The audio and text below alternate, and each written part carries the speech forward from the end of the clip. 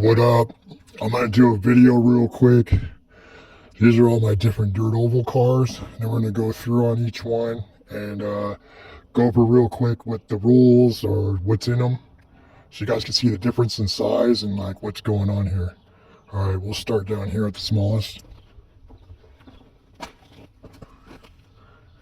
This is a late model 1RC. What's in it? It's pretty much stock. That's what the class calls for. This one's using an RFID for its transponder. You can race these at Fundemonium with Todd and Matt Sen. So Todd Fisher and Matt Sen are at Fundemonium. They usually run those in Santa Rosa. Next car. This one I believe is 116. It's one of my favorites because how small it is, but at the same time it really actually handles really good. I usually don't like small cars. Like the previous one's pretty small. It's kind of hard. It's a little touchy. But this one hooks up pretty good considering its size. And it goes pretty fast. I like that one. But this one is a Mini B 116 scale with Todd Fisher built the pretty much. He had a whole setup for the cage and the wing and everything. So it's a Mini B chassis. Underneath is just a little Mini B chassis, Spectrum brushless combo. I'm not sure on any rules. It's Todd Fisher would have the more details on like what he would want to run when he runs these cars. Yeah, that's my Sprint. But then now compared to my other Sprint car, that's a 110 scale Murph Dog Demon chassis, I believe. 17.5 direct drive.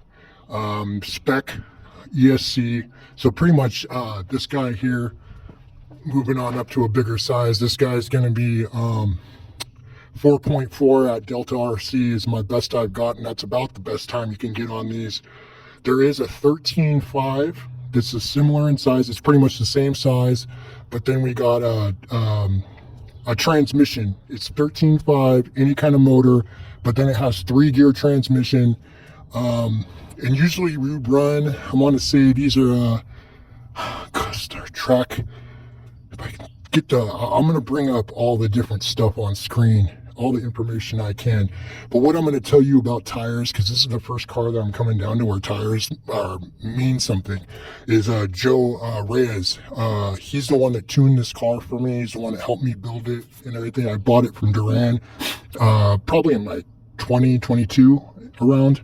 Not sure, maybe even earlier. But I bought this car, and Joe Reyes, awesome, one of my best friends there in RC, got this thing up. If it wasn't for him, I wouldn't be able to get this thing going.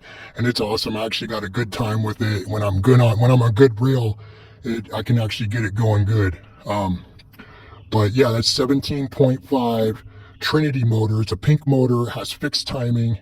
You can't change that, and you have to have a spec ESC. All right.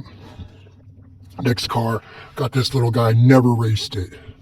I built it. The reason I have it is because at one point at Delta RC, we did it inside. We did a indoor tri-track challenge. So we had the dirt oval. We did at where we race now. Then we had a dirt oval underneath the barn, we call it, but it's more over at the fairgrounds. And then we had a dirt oval carpet track indoor where they have the now is Delta RC who does off-road carpet racing. Whew, a lot of talking. It's kind of hot out here. So now it's never been raced. I saw the guys race it that one time. They're cheap. They're like $100 for the kit. So I bought it, did all this stuff to it to make it. I always got to put a driver in my cars. You'll notice that even on this guy over here. See a little guy, a little helmet up in there. That's a Pez top. You just take a Pez top off. They sell the NASCAR Pez heads. You just take the top off, and it looks 110. I couldn't get one on that car. Yeah, because that car's a little small. I'd like one. And then when we move on, I'll show you each car that doesn't have a driver because it's real disappointing. So yeah, you can look for the rules on that. But you could definitely change it from a foam to a rubber tire, and you can race these dirt oval. This is a great class if you want to just make a spec class, but they're hard. They won't hook up as good because you're looking at a rigid chassis. You know, so if your track isn't smooth as hell, then forget it. You know, you need something with a little more suspension than that. This is a B mod. This one I've never raced. It isn't mine. It's actually John VL's. He probably raced this at one point in a mod class.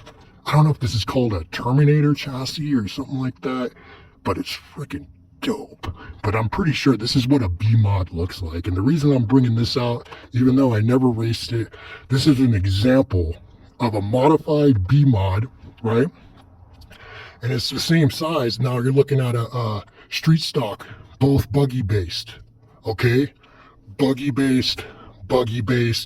Now it's same plant, same, what's it called, footprint, right? Now check this out. I'm gonna show you guys something. That's a Mud Boss there, Slash, and a Super Stock, all around the same footprint. They're all Traxxas SCT, short course truck, right? They're all bigger. To me, this is 1/8 scale. Now check this out. All right, we'll use this car because it's a stock car just like these. Look how much bigger it is, see? This is 1/8. To me, I call it 1/8 scale. No one else, I'm the one that made that up. Because if you call this 110, which I agree with, this looks more 110 to me, or even that, you know, even that B mod back there looks a little smaller or whatever. But to me, that's more 110.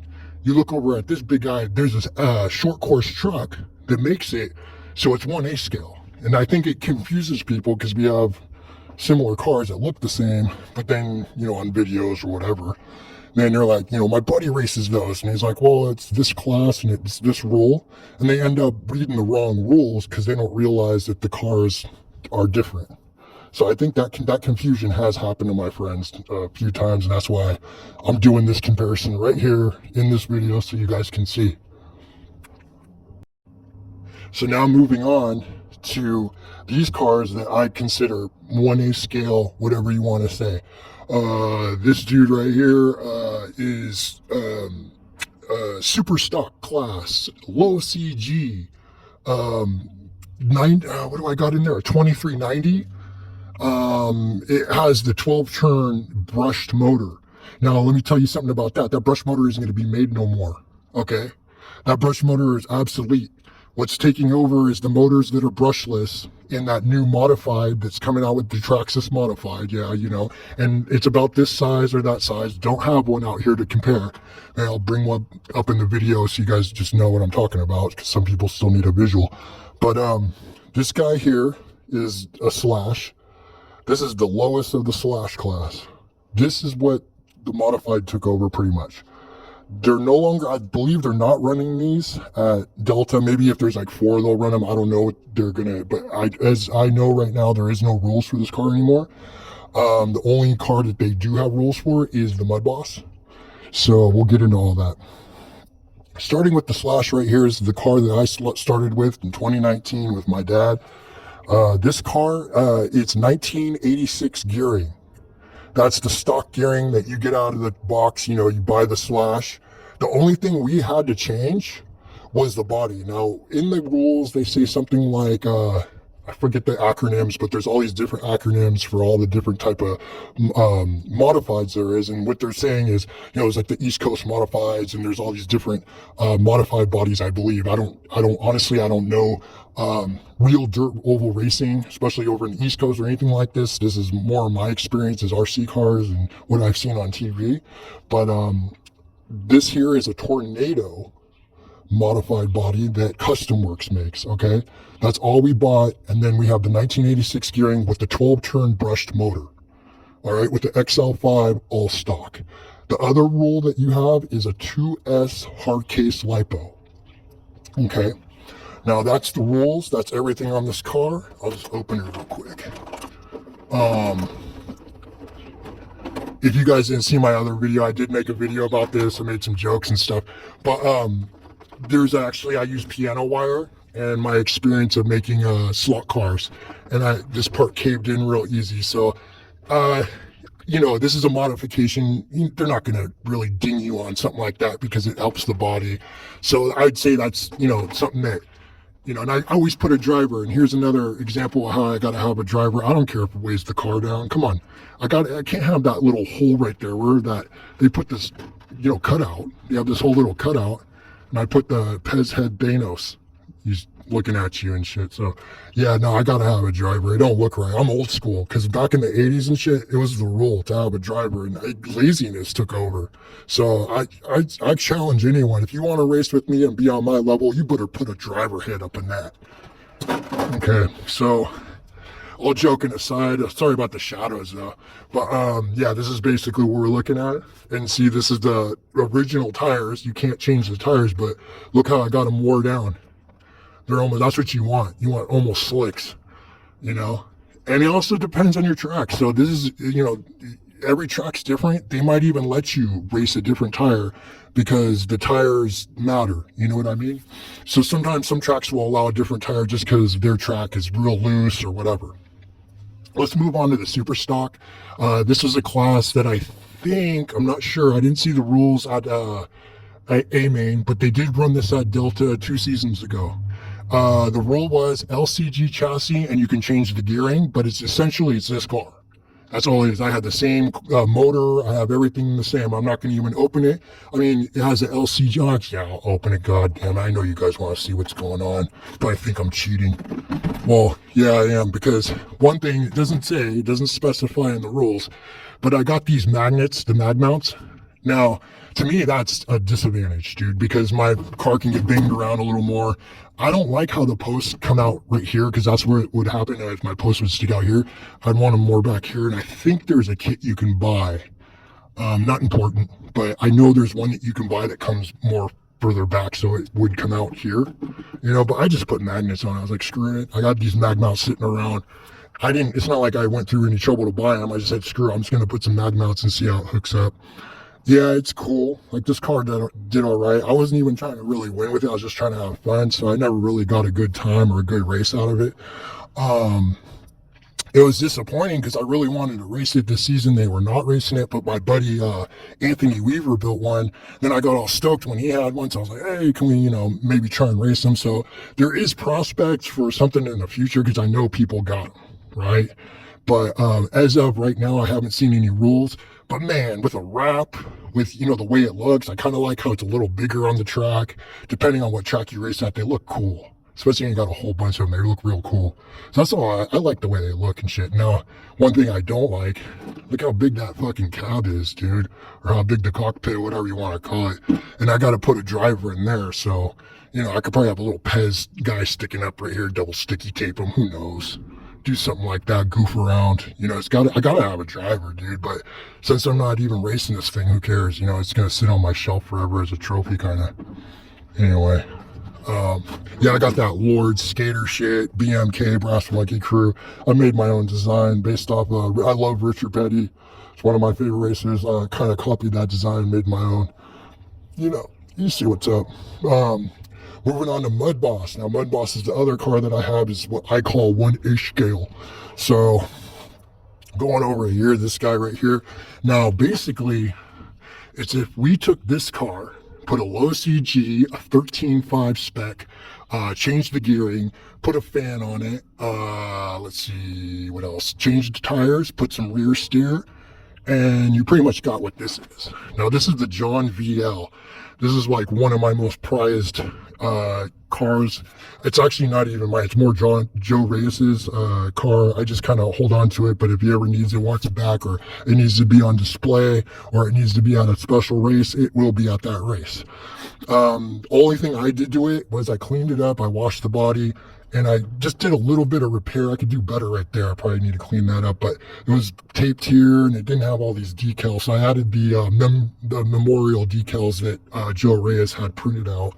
And I changed the receiver just so I can drive it with my, I have a DX, what's it called? Spectrum Pro. So I have a Spectrum Pro. This was a Futaba, which is a lot more expensive. I already have tons of Spectrums in my car, so why change it, right? So let's take a look under the hood of this guy. Oh, God. I'm going to probably have to fast forward this shit. As you can see, it kind of matches the car a little bit. Put number 7 on. If you see the guy in there, yeah. Usually you want to put it, drivers are actually more centered in these cars. But the reason I went with the one side is one, it gives it that weight. And the other reason is when I first got these tornado bodies, that's where they position the driver. Even though if you look at all the new ones now, it's like more in the middle. So yeah, there's some people said things about that, but I'm like, dude, it's either or. I think it's what you want. Um, so this is the Mud Boss. Like I said, the low CG. We got a hobby wing, just stock, going to a 13.5 hobby wing. All you can't, you can't up the nothing on them. You could change the gearing. These tires, okay, these tires are Bandito SCM's Duratrack C3. Let me just hold it still instead of tweaking all around on it. But yeah, no, these ones, like I'm saying, just look at the English on that there. You see those tires? Those are not straight, dude. Look at that. That's how that car sits. And if you look at my sprint car does the same thing where it kicks in. Kicks in more on this one here, depending on your track. This is set up for Delta. So these tires work at Delta. Something else might work at your track, whatever you guys get going. This much on this. No, you're gonna adjust this either way. You're gonna give it less or more, depending on your driving skill too, or a style, I should say, not skill. But the other part of it is, I'm trying to think. There's a couple things about these, but I mean, the basis is different chassis, different electronics here, and gearing, and rear steer, and then tires. Whatever tires you're going to work for. There's a list of tires. I'll show at the bottom of the screen. I believe I can show technology showing you guys which ones are acceptable in this class. But this is the only class that remains at Delta, as their new rules have just been posted. This is the one that they still have that, to me, like 1A scale. So that's the Mud Boss. All right, so now we're back inside. I just wanted to show where all the cars sit. I think it's hella funny because all those cars you saw outside and then some are in here. So if you look, they're all on the wall. Try and count them all, right? I think there's like 20-something cars on this little room, right? When there's an earthquake, I'm super dead, man. These things are flying off at the fucking pace of a fucking earth snapping 8 miles per hour faster than an African elephant. So if you look too, I even got, okay, there's a couple. There's my 124. There's a fucking other crawler, 110. Oh, dude. Well, I'm not gonna even, all right. We're going too far into it. I ain't gonna talk about that one. But you even got the lowrider, fucking lowrider one. Drift car, Sakura D4, and that's just a Tamiya, dude.